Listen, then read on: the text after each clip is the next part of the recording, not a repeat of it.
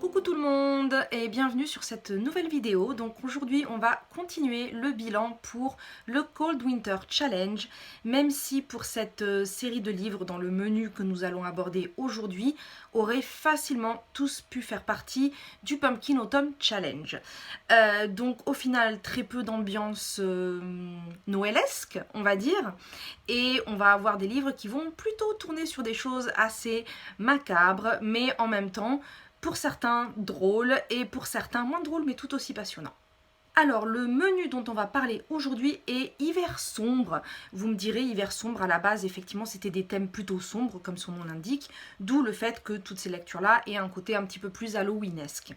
Alors on va commencer avec le premier sous-menu, ou plutôt la première sous-catégorie. Il s'agit de Scrooge, où il fallait trouver un livre qui soit en rapport avec anti-héros, conflits, mensonge.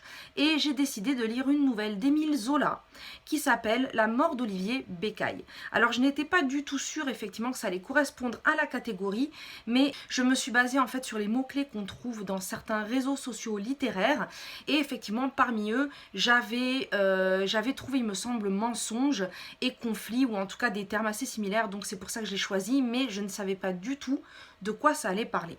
Alors, La mort d'Olivier Bécaille, bien entendu, nous raconte l'histoire d'Olivier Bécaille, notre héros, qui, alors comme c'est une nouvelle, attention, je ne vais pas trop développer parce que c'est facile de gâcher l'histoire quand ça a aussi peu de pages en fait.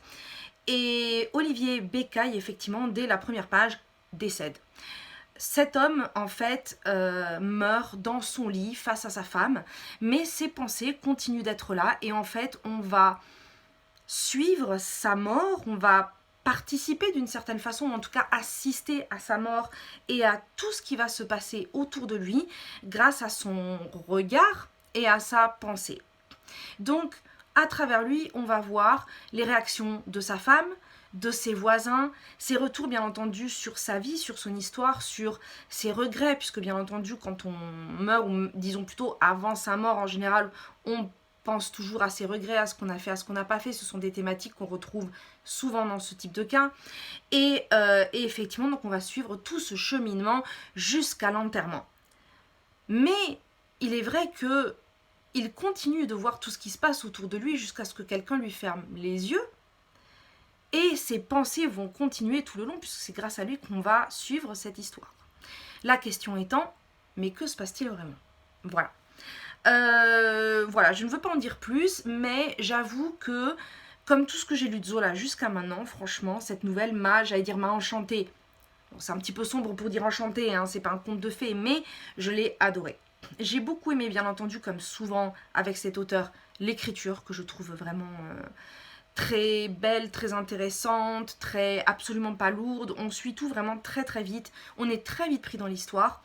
L'étude de chacun des personnages, de leur caractère, que ce soit la voisine, sa petite fille, une autre personne qui vit dans le voisinage, dont je me rappelle plus le nom, c'est un peu, déjà en général je me rappelle pas toujours des noms, mais alors avec aussi peu de pages, et puis sa femme bien entendu, puisqu'il nous raconte un petit peu son histoire, comment ils se sont retrouvés à être ensemble, puisqu'ils étaient dans une situation un petit peu particulière.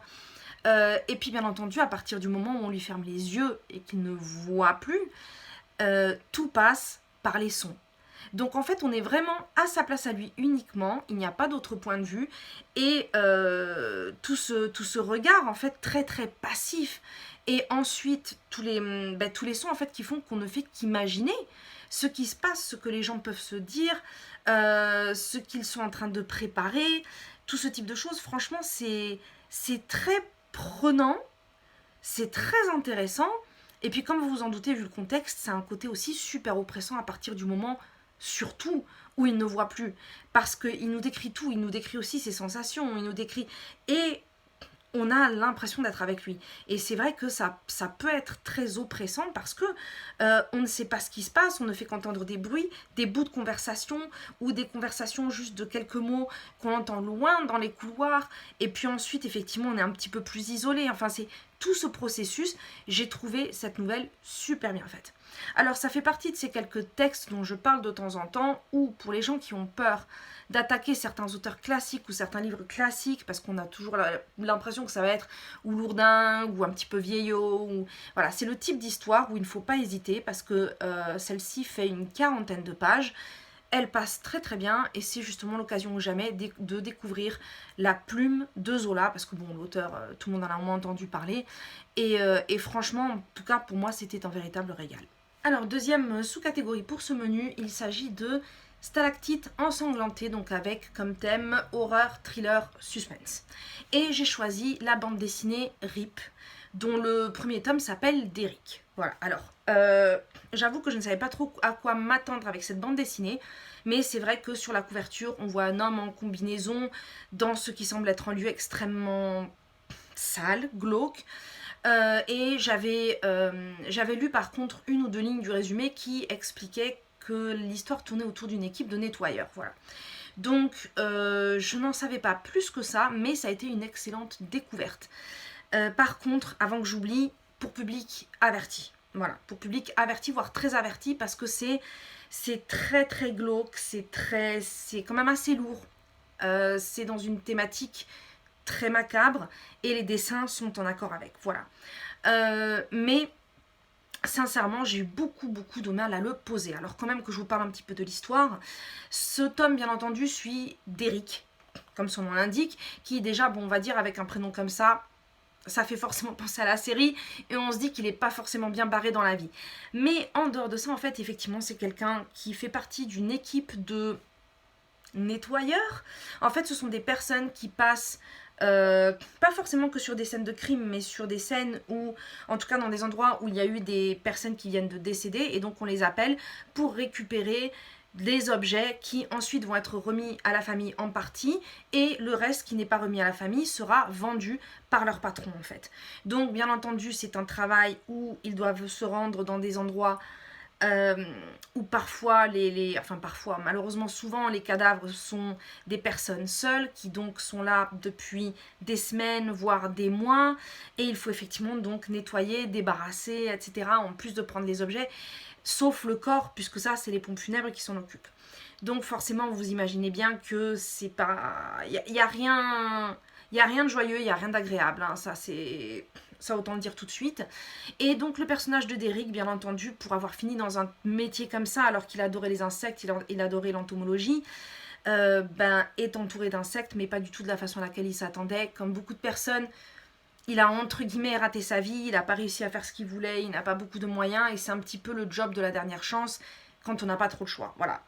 Et donc dans son équipe, bien entendu, on a toutes sortes de personnages qui sont un petit peu des rebuts de la société, c'est-à-dire pareil, des gens qui, faute de travail, ont pris ça parce qu'il n'y avait vraiment rien d'autre, et donc forcément ce sont soit des personnes au passé criminel, soit des gens qui sont pas très bien dans leur tête, enfin c'est pas que l'ambiance qui est glauque en fait, c'est déjà les personnes aussi qui travaillent là-dedans et qui, en travaillant là-dedans, s'enfoncent encore plus dans cette espèce de psychologie noire et bref. Donc dans cette histoire-là, effectivement, on va suivre cette équipe sur plusieurs cas jusqu'à ce qu'un événement arrive et qui, bien entendu, va complètement changer la donne pour tous les personnages. Alors ici, on va voir le point de vue de Derrick, mais dans les tomes suivants, j'ai lu que le premier, hein, dans les tomes suivants, puisqu'apparemment il va y en avoir 6 au total, on va suivre les autres personnages de son équipe. Et effectivement, au moment où on arrive, on va dire, vers le milieu de la bande dessinée, où il y a cet événement qui se passe, on ne peut plus s'arrêter de tourner les pages parce qu'on se demande vraiment où ça va aller. Et effectivement, quand on a terminé, on n'a qu'une envie, c'est d'en connaître plus sur ces autres personnages dont finalement, au début, on pensait qu'on se désintéresserait un petit peu parce que ils sont tellement désabusés, tellement... Et puis en fait, non. Sincèrement, alors comme j'ai dit, attention, public averti, donc si on est un petit peu sensible, c'est pas la peine. Par contre, si on peut supporter ce genre de thématique... vraiment je n'ai pas pu le lâcher, je l'ai lu d'une traite, hein. J'ai pas fait de pause, rien du tout, je m'étais dit je vais lire 3-4 pages le matin devant mon petit déj. Mon petit déj, j'y suis allée un peu doucement parce que forcément ça ouvre pas l'appétit, mais en fait j'ai tourné les pages jusqu'à ce que ça se termine, voilà. Donc pour moi, très sincèrement, très bonne surprise, et il va sans dire que je vais lire les tomes qui suivent très vite. Alors pour l'instant il y en a 4 qui sont sortis. Je ne sais pas quand sort le 5e, mais du coup, avec encore 3 tomes après celui-là, je pense que je vais pouvoir assouvir mon besoin d'en savoir plus. Et surtout, qu'est-elle devenue? Ça sera pour les gens qui l'ont déjà lu.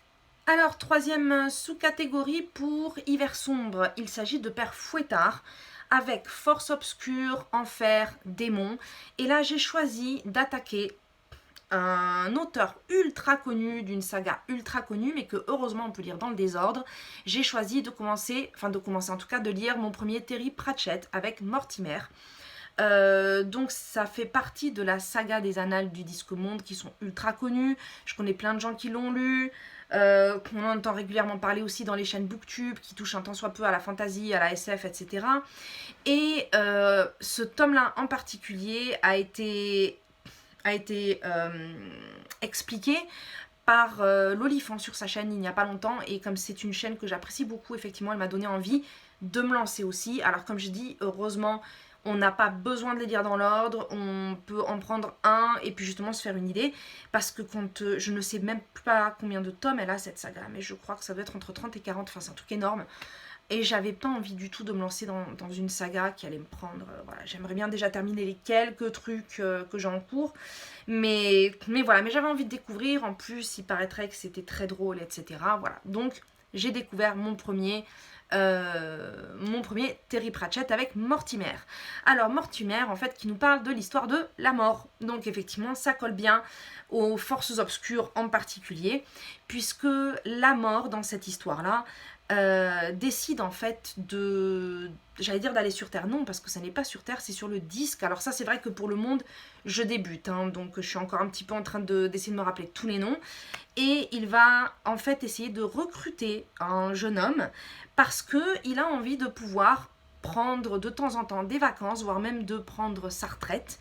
Et donc il veut essayer de trouver quelqu'un qui va pouvoir le remplacer, en tout cas partiellement, et peut-être par la suite de façon plus longue, parce que la mort c'est pas facile, il commence à se faire vieux, et effectivement, comme tout le monde, il en a marre, il a envie de profiter un petit peu de la vie et de partir à la retraite, tout simplement. Voilà. Donc ce roman va nous raconter toutes ces péripéties, et j'avoue que j'ai bien adhéré. Alors j'ai bien adhéré, j'ai trouvé que l'humour était assez omniprésent, parfois un petit peu lourd, mais en règle générale plutôt très drôle.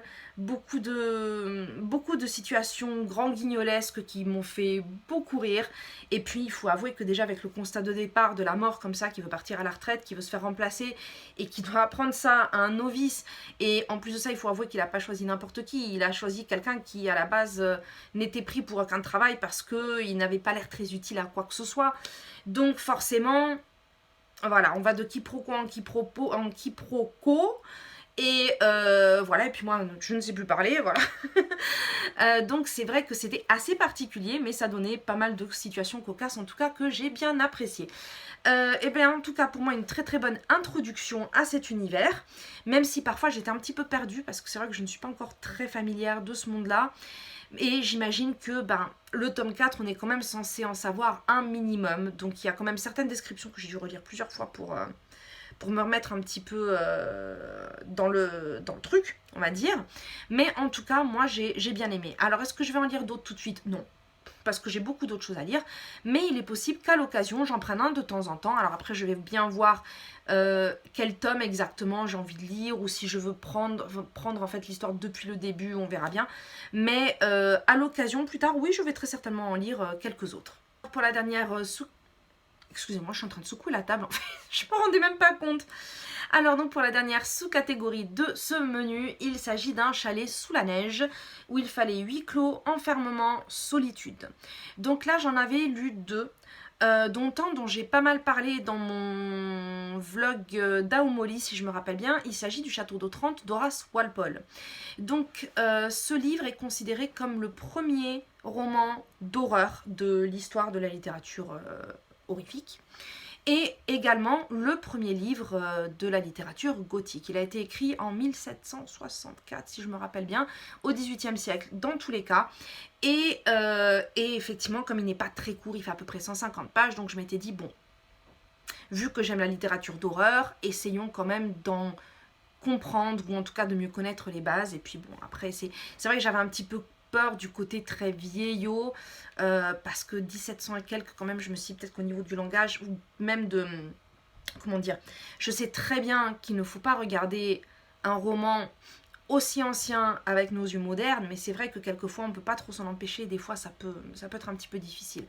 Alors donc je vais directement vous renvoyer à mon vlog parce que c'est vrai que j'en ai pas mal parlé, mais juste pour résumer mon impression, très sincèrement, alors que j'avais peur du langage et de... eh ben c'est très très bien passé, en plus je l'ai écouté en audio et en original. Et finalement, non, non, ça, il n'y a eu aucun souci, c'est très bien passé. Alors oui, bien sûr, c'est un petit peu vieillot, hein, ça faut pas déconner non plus, mais j'ai trouvé l'histoire très intéressante. On se retrouve avec, au château d'Otrante, une famille qui est composée d'un homme, d'une femme et de leur fils et de leur fille. Et bien entendu, comme toujours à l'époque, donc celui qui va hériter du château et du titre, c'est le fils, bien entendu, le fils qui apparemment n'est pas quelqu'un de très sympathique et qui, semblerait-il, en plus est handicapé, que personne n'aime très sincèrement, mais qui a l'importance d'être un garçon et un héritier, donc ce qui donne tout son prestige, a le malheur de se retrouver mort par accident, en fait, avec une statue géante qui lui tombe dessus, ou plutôt la partie d'une statue géante, de façon assez mystérieuse. Et de là, en fait, par toute l'histoire, on va se retrouver effectivement à se demander qu'est-ce qui se passe, quel est ce phénomène, effectivement, qu'est-ce qui a provoqué cette mort qui n'a pas l'air naturelle du tout. On va commencer à se retrouver effectivement dans ces couloirs de château, avec des voix, des voix, des apparitions, des passages secrets, et puis bien entendu des intrigues de type intrigue de cour, des choses comme ça. Donc très sincèrement, pour un roman au langage un petit peu vieillot, sincèrement, on s'ennuie pas une minute parce que du début à la fin, il se passe plein de choses. Et donc, même si quelquefois, il y a des trucs un peu redondants, et puis bon, surtout la situation des femmes, on va pas revenir là-dessus, hein, voilà, qui peut être un petit peu gênante, mais c'est suffisamment haletant en fait pour tenir du début à la fin de l'histoire sans aucun souci. Ça n'en fait pas une histoire exceptionnelle, surtout de nos jours, puisqu'on a quand même une très forte habitude de ce type de littérature, mais pour l'époque, j'imagine que c'était assez révolutionnaire, et en tout cas, sincèrement, ça en reste une bonne lecture. Voilà, donc aucune déception à ce niveau-là, j'ai bien fait de le lire, et en plus, j'ai bien aimé. Et sinon, j'ai également lu une autre nouvelle, alors cette fois-ci, il s'agit du Violon de Rothschild d'Anton Tchekhov, donc un auteur russe qui est quand même assez connu. Et encore une fois, donc pour ceux qui n'osent pas se lancer dans ce type de littérature, lisez ce type de choses parce qu'effectivement, c'est court, ça passe très bien. Le Violon de Rothschild nous raconte l'histoire d'un homme. Je vous avais dit que ça allait rester dans les mêmes thèmes, hein, vous allez voir pourquoi. Parce que l'histoire, c'est pas sur le violon, c'est l'histoire principale d'un homme qui fabrique des cercueils. Voilà. C'est un homme qui est très aigri par la vie, qui est très solitaire, il est marié, mais il déprécie beaucoup sa femme. Il lui parle très mal. Ils sont... Disons que sa femme, c'est un petit peu un truc qu'il a à la maison, dont il a l'habitude, et qui n'a pas plus d'importance que ça, jusqu'au moment, effectivement, où c'est quasiment dès le début de l'histoire, il va la perdre, en fait. Et qu'il va se rendre compte, encore une fois, comme je parlais tout à l'heure des regrets, des choses comme ça, et qu'il va se rendre compte que en fait il n'était pas si seul que ça et qu'il y a beaucoup de choses en fait qu'il a, alors qu'il était aigri, il y avait beaucoup de choses en fait qu'il avait à portée de sa main auxquelles il ne faisait pas attention, et ça va l'emmener à tout un processus de pensée de toutes les choses justement qu'il a dénigrées, bien entendu sa femme, mais aussi d'autres choses en fait qu'il a autour de lui tous les jours. Alors même si son business de cercueil ne fonctionne pas très bien, puisqu'apparemment il n'y a pas assez de gens qui meurent, tous ces actes, les choses effectivement qu'il a pu faire à l'encontre d'autres personnes, en particulier des choses négatives, il va commencer à regretter en fait de quelle façon il a traité les gens alors qu'il ne le méritait pas forcément, mais juste par agressivité, par je m'en foutisme total en fait. Et c'est dans cette histoire-là en fait qu'intervient ce violon en fait qui est représentatif de l'un des personnages qu'il a maltraité, qu'il a mal considéré et qui va prendre une importance complètement différente dans l'histoire. Encore une fois, c'est une histoire très courte que j'ai trouvée très belle, très intéressante, très philosophique et en même temps pas du tout lourde, pas du tout... l'écriture est très douce. Je sais pas vraiment comment l'expliquer, d'autant plus avec une thématique aussi lourde. Et très sincèrement, moi j'ai beaucoup aimé. Ça faisait très longtemps que j'avais pas lu de Tchekhov.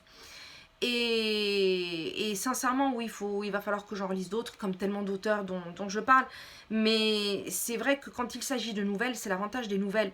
souvent les gens dénigrent un petit peu le format nouvelle parce qu'ils préfèrent le format roman, mais l'avantage des nouvelles, c'est que ça permet de renouer avec certains types de littérature, certains types d'histoires ou d'auteurs pour lesquels en fait on n'a pas trop le temps ou pas assez de temps parce que une journée ça ne fait que 24 heures et puis on aimerait bien pouvoir lire 10 livres par jour mais on peut pas, voilà. Donc en tout cas le violon de Rothschild, très très belle histoire, pleine de morale mais pas moralisatrice. Voilà, c'est un petit peu comme ça que je la décrirais.